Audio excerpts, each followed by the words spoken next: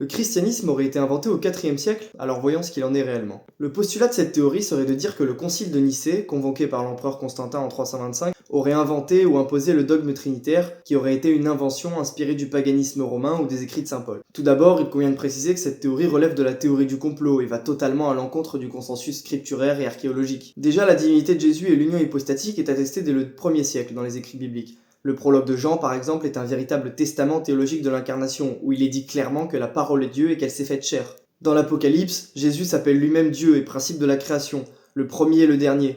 Lorsque Thomas se prosterne devant lui et l'appelle mon Seigneur et mon Dieu, Jésus le conforte dans ses paroles. Pour ce qui est de la Trinité, à la fin de Matthieu, Jésus ordonne bien de baptiser les nations au nom du Père, du Fils et du Saint-Esprit. Et la Didaché, qu'on appelle aussi doctrine des apôtres et qui est quasiment contemporain des évangiles, confirme qu'un baptême valide doit être prononcé au nom du Père, du Fils et du Saint-Esprit. Le baptême de Christ fait intervenir les trois personnes de la Trinité, à savoir le Père qui parle, le Fils qui est baptisé et l'Esprit qui descend sous la forme d'une colombe. Et saint Paul lui-même conclut sa deuxième épître aux Corinthiens par une prière à la Trinité. Bref, on voit déjà que la Bible regorge de références sur le sujet. Et encore, c'est une liste non exhaustive. En dehors de la Bible, il y a la Didaché qui date du 1er siècle, comme on l'a dit précédemment, mais aussi saint Ignace d'Antioche qui est écrit au début du 2e siècle et qui était disciple de saint Jean apôtre, qui dans ses ouvrages mentionne une doctrine qui est littéralement la Trinité. Le mot Trinité en lui-même ne sera inventé qu'au début du 3e siècle par Tertullien. Et comme nous l'avons vu, le concept existait déjà bien avant, et de toute manière, ça reste un siècle avant le concile de Nicée. Et en plus, le terme trias est déjà utilisé à la fin du 2e siècle par Théophile d'Antioche, pour dire exactement la même chose. Sinon, en source non chrétienne, on a Pline le Jeune, au début du 2e siècle, qui est un païen hostile au christianisme et qui décrit le culte chrétien comme un hymne chanté au Christ comme à un dieu. Cette fresque retrouvée à Rome et datée entre le 1er et le 3e siècle est une caricature moqueuse des chrétiens, qui représente Jésus-Christ crucifié avec une tête d'âne, avec la description « Alexamenos adore son dieu », qui montre bien que Christ est adoré comme un dieu bien avant Nicée. Bref.